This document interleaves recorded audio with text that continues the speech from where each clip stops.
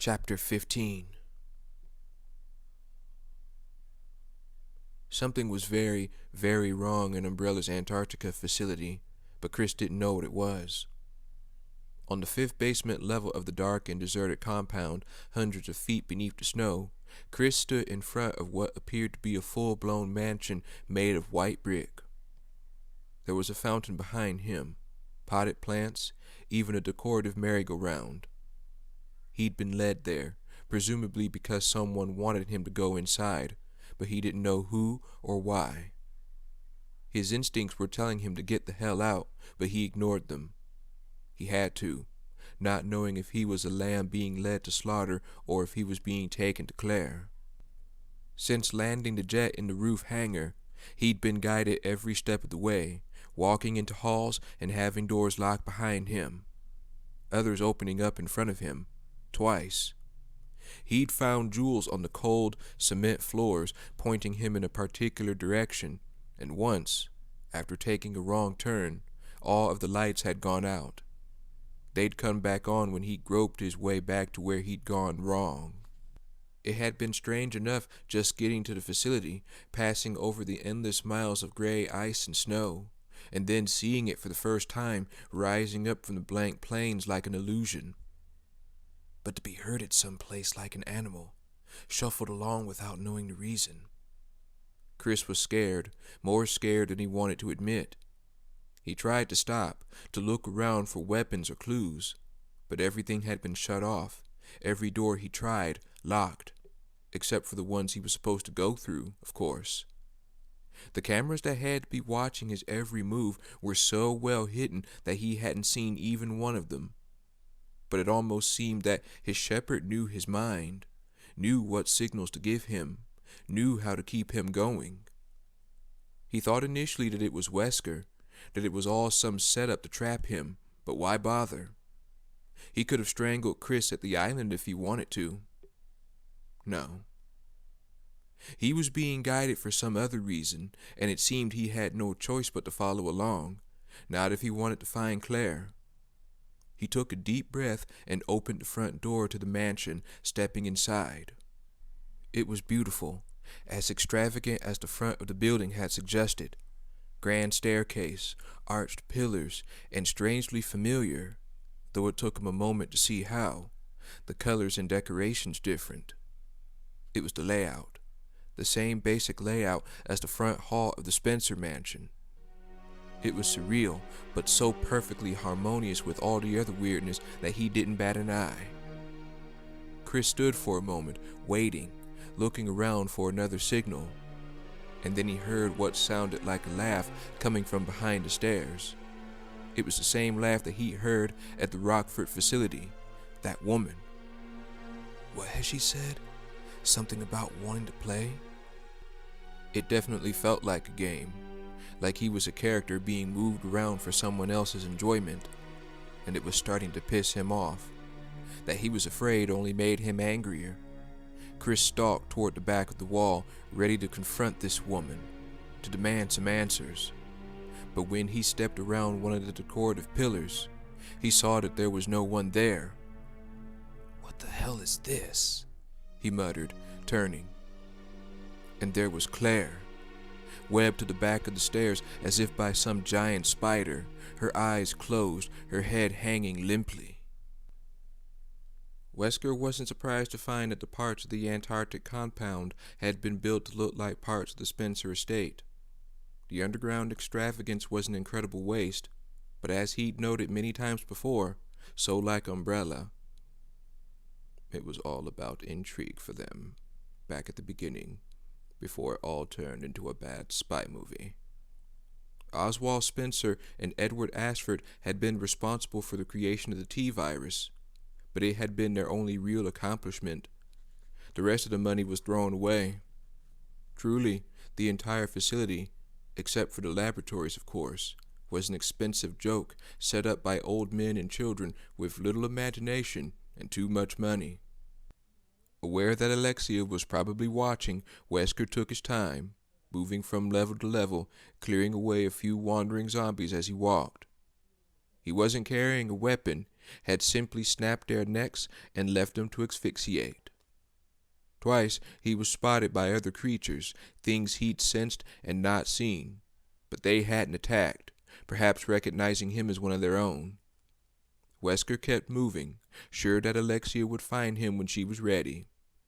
He'd landed his jet some distance from the compound, wanting to be sure that she understood how he was different, that the elements didn't affect him, that he was physically stronger than 5 men put together, with better endurance and sharper senses. He also wanted her to see that he was respectful of her space, that he was willing to be patient, and that he was extremely determined. "Whenever you want, my sweet," he thought, walking through a cold room corridor on the 5th basement floor. He'd been through the area already, but knew that the mansion was there, and suspected she would want to greet him in high style. It didn't matter to him. She could drop in on him in a toilet seat stall for all he cared, but he thought she was probably as vain and spoiled as her brother. However powerful and brilliant she was also a 25-year-old rich girl who had spent 15 of those years sleeping. Rich, beautiful, playful. She probably didn't even understand her powers yet, but it wouldn't be long now. He could feel it. He left the icy stillness of the cold corridor and started for the mansion once again. Claire woke slowly, her aching body gently supported by warm hands that lifted and held her. She was laid down, the cold floor bringing her around, and when she opened her eyes, she saw her brother smiling at her. "Chris!" She sat up and embraced him, ignoring her sore muscles, so happy to see him that for a moment, she forgot everything else. It was Chris. It was him, finally. "Hey, sis," he said, fiercely hugging her back, the familiar sound of his voice making her warm and safe. She wished it could last forever. "After so long." "Claire, I think we ought to get out of here now," he said, and she could hear a thread of concern behind his words that woke her up, that reminded her of all that had happened. "I don't know exactly what's going on, but I don't think it's safe." "We have to find Steve," she said, and started to get to her feet, worried. Chris helped her, supporting her while she studied herself. "Who's Steve?" "A friend," Claire said.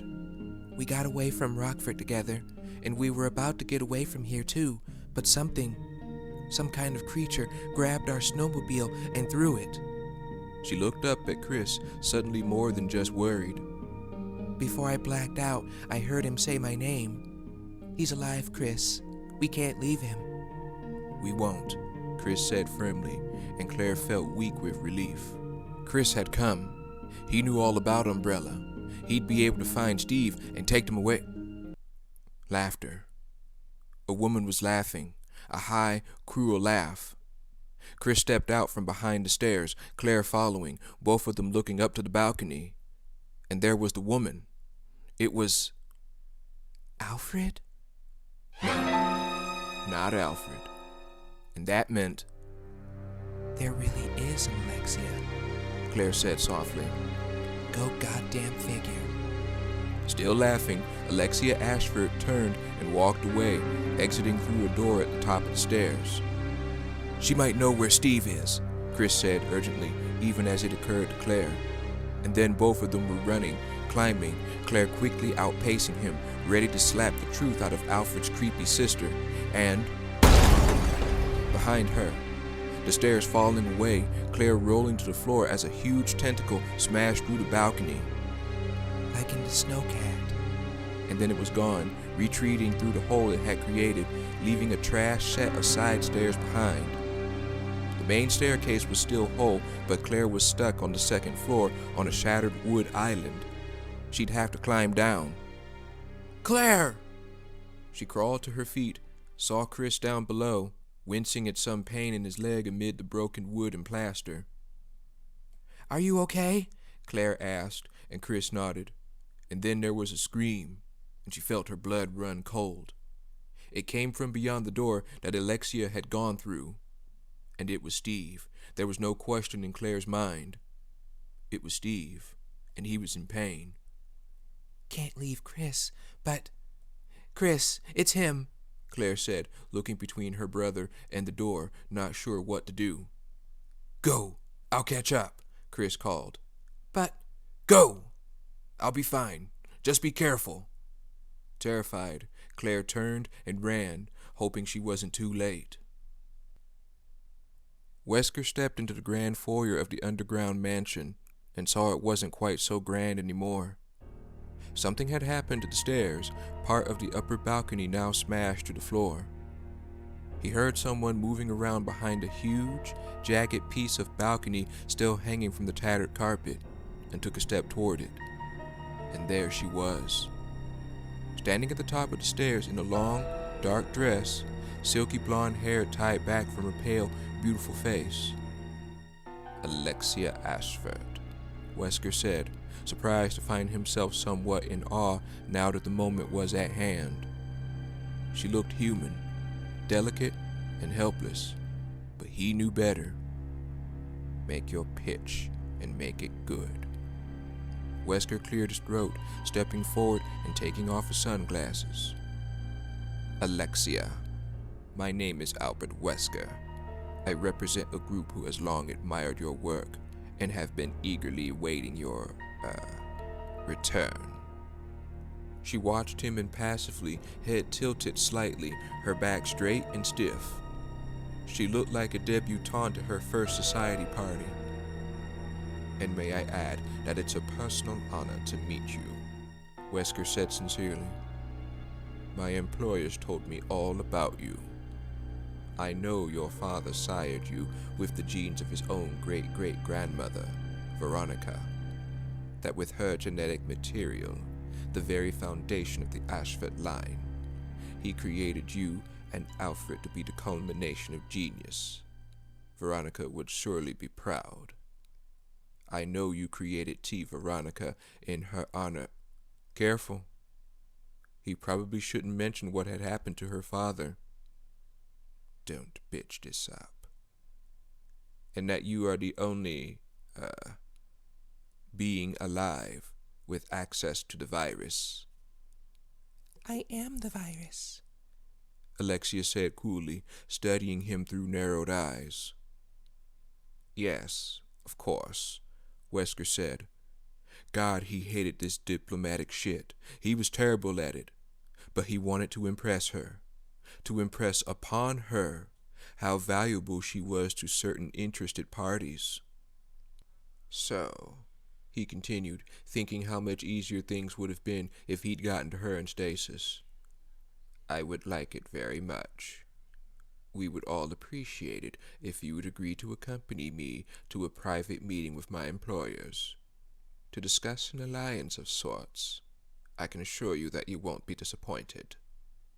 She waited to see if he was finished, and then laughed long and loud.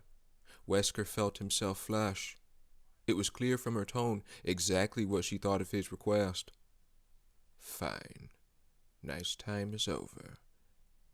Wesker stepped forward and held out his hand. "We want a sample of T. Veronica," he said, the gloss disappearing from his voice. "And I'm going to have to insist that you give it to me."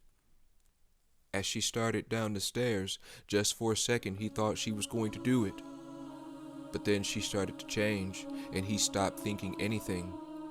He could only stare, his awe returning tenfold. A step down, and her dress burned away in searing veins of golden light, the light coming from her body. Another step, and her flesh changed, turned a deep gray, her hair disappearing, gray flesh locks growing from the top of her head and flopping down to frame her face. Her nakedness was transformed with her next step, as rough, pebbled armor grew over one leg and her groin, curled up to support a rounded breast, to cover her right arm.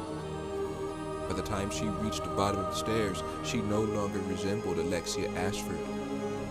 His breath taken away, Wesker reached for her, and with the back of her hand, she struck him, and then he was flying, landing in a heap by the front door.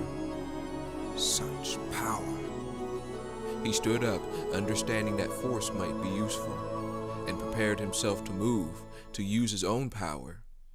And with a smile, she waved her hand, and fire burst up from the marble floor. Lines of it surrounding him, beckoned to life by her slender fingers. She lowered her hand, and the flames went down, but didn't die, still burning from stone, from bare stone. Wesker knew then that it was over. If she chose to spare him, he'd be lucky. Without another word, he turned and walked out, running as soon as the door had closed behind him. The park creature left, and only seconds later, the young man followed, believing that he'd escaped unseen. Alexia watched him run, amused but slightly disappointed. She'd expected more. The park creature was no threat, and she decided to spare him. His arrogance had pleased her, if not his pathetic offer. The young man, though, brave and self-sacrificing, loyal, compassionate, physically a good specimen, and he loved his sister, who was about to die. It would make for an interesting psychological reaction. Alexia decided that she would create a confrontation for them to interact. She would test a new form for herself and see if his grief made him bolder, or if it proved to be a liability. She laughed, suddenly imagining a suitable and apt form to take. Except for Alfred, no one had known the simple secret of T. Veronica, that it was based on the chemistry of a queen ant. She would try an insectile configuration, experience the strengths and advantages that such a form would propose. Her disappointment was past. The girl and her boy would die, and then she would indulge herself with the young man.